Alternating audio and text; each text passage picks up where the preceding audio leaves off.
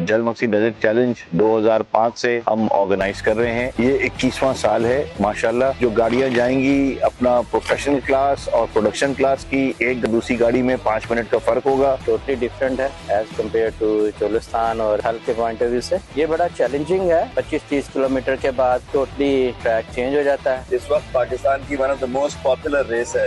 It is so beautiful and we are all loving it. और ये इसमें हमारी फौज का बड़ा प्रोटेक्शन प्रोवाइड करने के लिए इस एरिया में सहूलियत है इसमें और बहुत ज्यादा ताउन है, जिसकी वजह से ये रेस